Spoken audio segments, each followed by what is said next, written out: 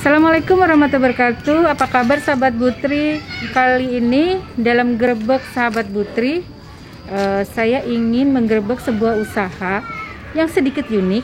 Karena biasanya kegiatan ini disukai para kaum ibu, tapi kali ini ada seorang laki-laki yang menggelutinya dan menjadikan itu sebagai ladang usaha. Penasaran? Mau apa tahu usahanya? Yuk ikutin saya.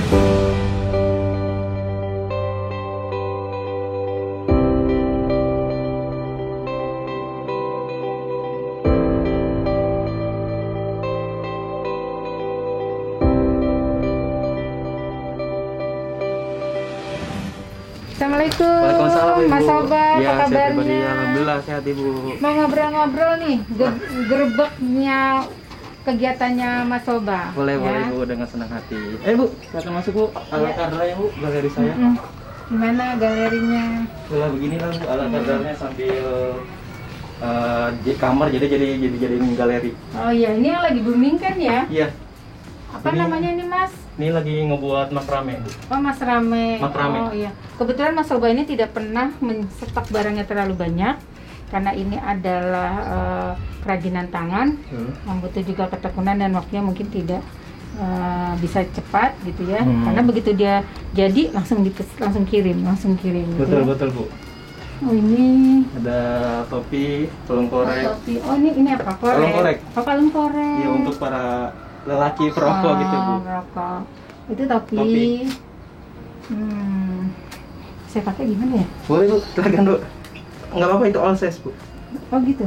Langsung ditekan aja nggak apa-apa. Oh gitu. Wah. Di belakang juga nggak apa-apa. Nah, iya ya, keren juga ya. Pas lagi yang warnanya sama hijau. All size itu, Bu. Oh iya iya. Nah, begini lah, Bu. Oh, ini stok Iya, bahannya. alat-alat lagi dikirim juga dari Jogja sekarang. Oh gitu. Oh beli alatnya di Jogja. Di Jogja, Bu. Kalau ini apa nih Mas? Kalau ini sedikit karya saya juga.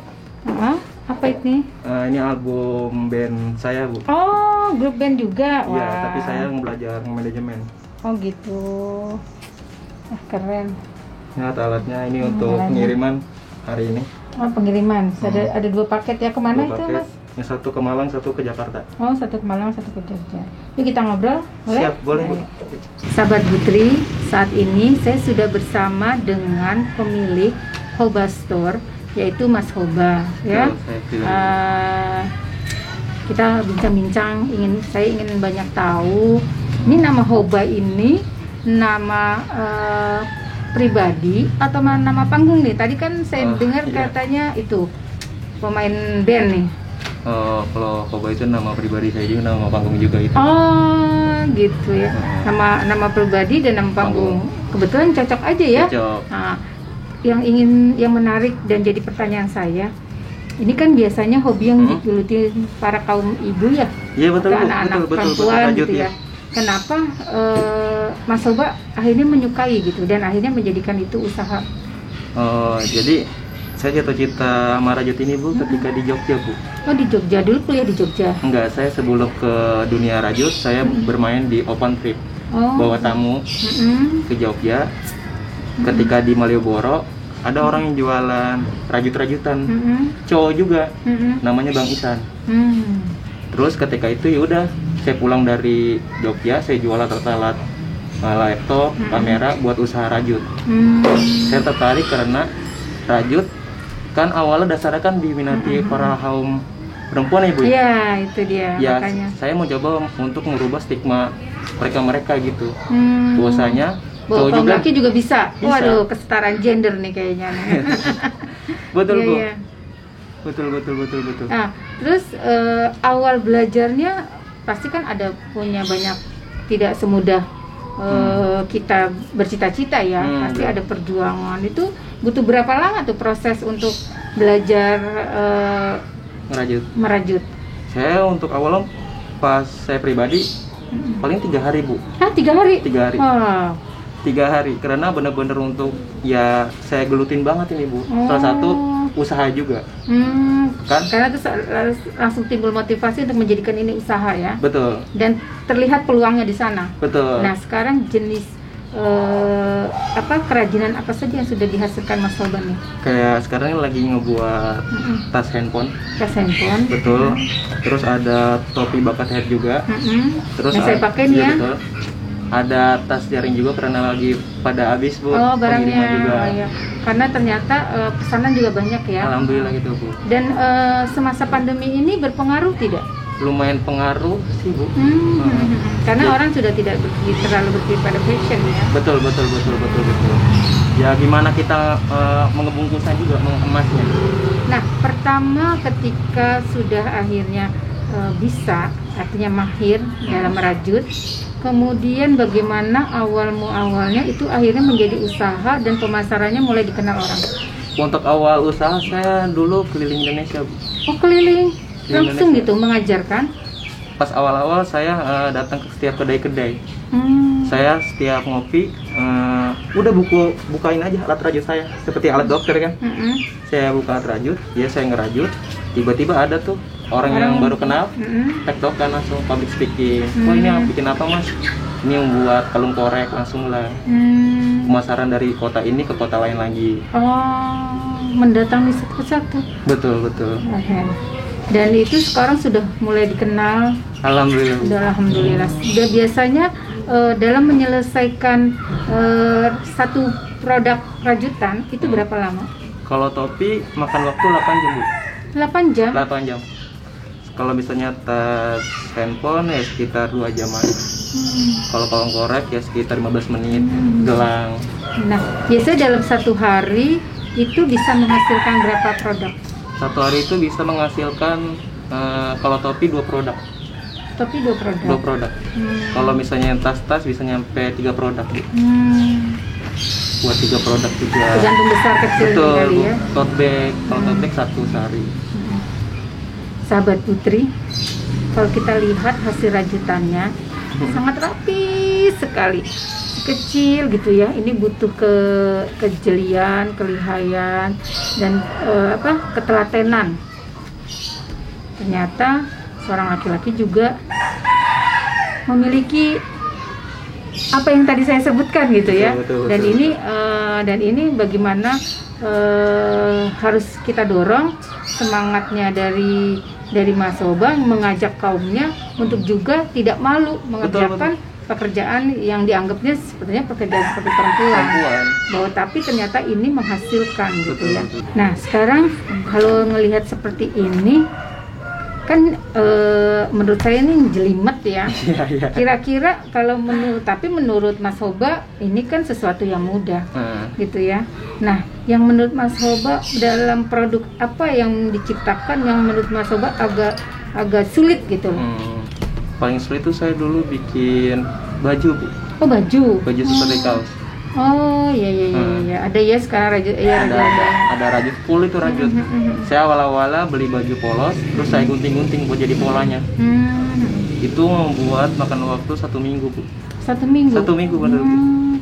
Nah, dijual itu dengan nilai berapa ya kalau tingkat kesulitannya seperti itu? Kalau baju untuk sekarang nggak dijual Bu. Tapi udah ditawar udah di angka 800.000.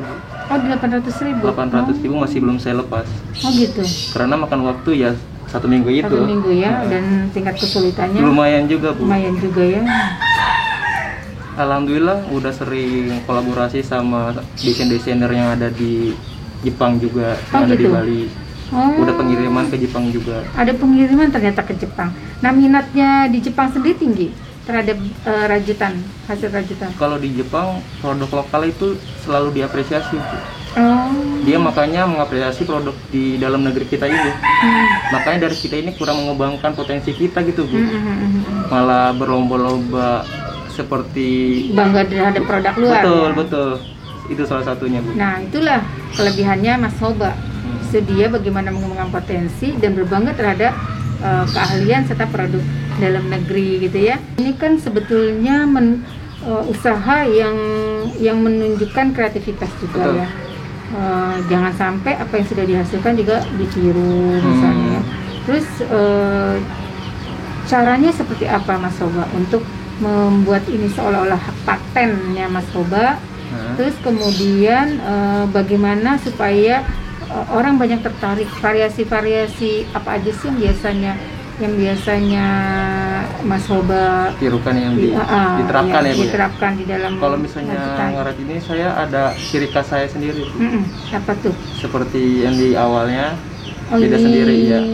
Terus ada bikinan kayak kroket saya sendiri, rajutan saya pribadi juga ngebeda. Oh, ya dia lebih dari sini terus ke sini tuh. Oh, ini ya. Nah, kalau misalnya kayak gini udah orang-orang udah tahu ini karya saya pribadi. Oh.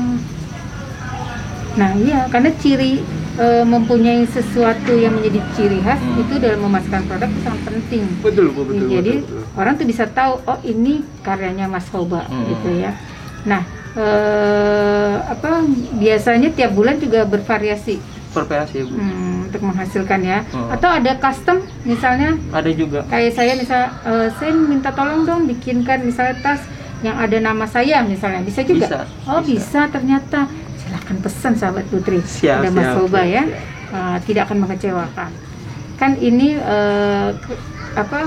usaha yang merupakan handmade. Betul. Pasti ada menurut saya pasti ada kegagalannya. Tapi kenyataannya seperti itu enggak? Kalau misalnya gagal paling di awal-awal aja Bu. Oh, gagal di awal. Karena setelah sudah mahir biasanya udah bisa tahu ya. Udah tahu semua. Karena ini juga bukan sesuatu yang bisa yang dirusak gitu loh kalau menurut saya juga ya. Begitu dia salah jalur bisa dibongkar gitu ya. Benar. Artinya tidak perlu memerlukan bahan yang berbeda ya. Betul. Cukup dengan bahan yang sama, tinggal membongkar sesuai dengan yang diinginkan gitu ya. Betul. Artinya gagal itu cuman pada saat di awal proses belajar. Ya, berarti setelah ini belajar merajut ya sama masnya. Ya, belajar. Ya deh, dulu dengerin. Ya, ya. Mas Hoba, saya jadi penasaran, kepingin belajar sedikit. Wah, boleh. Barangkali akhirnya saya jatuh cinta dan akhirnya menggeluti seperti Mas Hoba. Boleh kan? Boleh Bu. Dengan senang hati Bu. Ini awalnya, ini kan lubang. Pertama ditusuk ke lubang pertama, putar dari kiri ke kanan, keluarin, jadi 2 kan Bu. Kalau udah jadi 2, putar lagi, habisin, selesai. Selanjutnya di lubang selanjutnya di depan lagi. Mari Bu. Ini cara megangnya kayak gini Bu.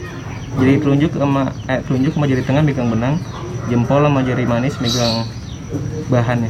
Oke. Bismillahirrahmanirrahim. Ini jago Ibu mah. Gini ya? Gimana sih? Jari tunjuk sama jari tengah. Ini di sepit. Dijepit. Nah, ini jempol sama jari manis megang ini Bu. Jempol sama jari manis gini. Nah, ya. Nah, kayak gini ya. Pertama ditusuk ke lubang. Ini ya. Enggak, ditusuk dulu sini Bu. Oh, ditusuk ke lubang yang mana? Ini. Sini. Nah, ya tusuk aja Bu. Nah, putar dari kiri Bu. Nah, terus keluarin, tarik keluar, set, jadi 2, putar lagi, habisin semua. Wih, jago. Selanjutnya begitu terus Bu, keliling terus.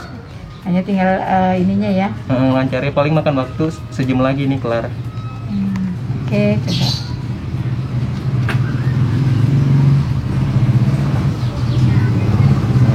Keluarin jadi 2.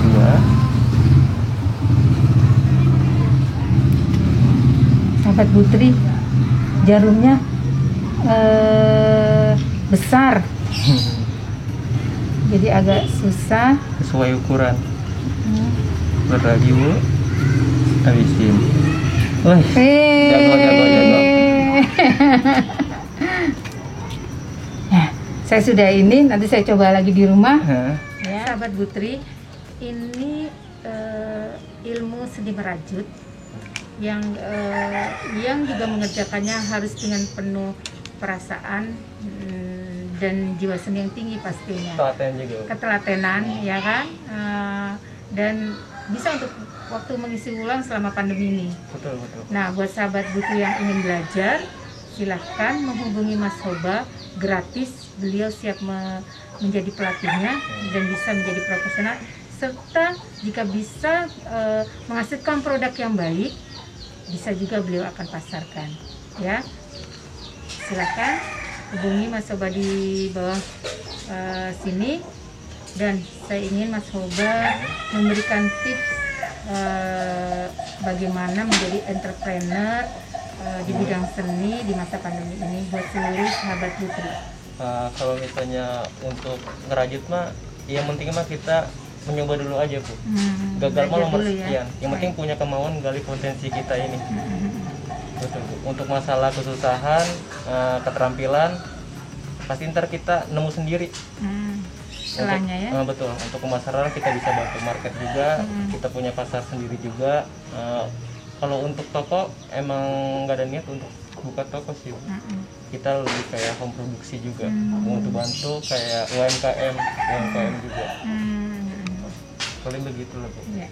Nah sahabat Putri, kembangkan diri, gali potensi, dan jangan lupa semangat terus untuk berjuang dan berusaha sehingga menghasilkan sesuatu yang bisa mendapat rasa percaya diri, pendapatan, dan tentunya kebanggaan buat keluarga.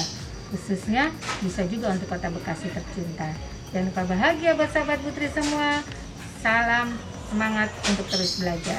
Wassalamualaikum warahmatullahi wabarakatuh. Waalaikumsalam warahmatullahi wabarakatuh.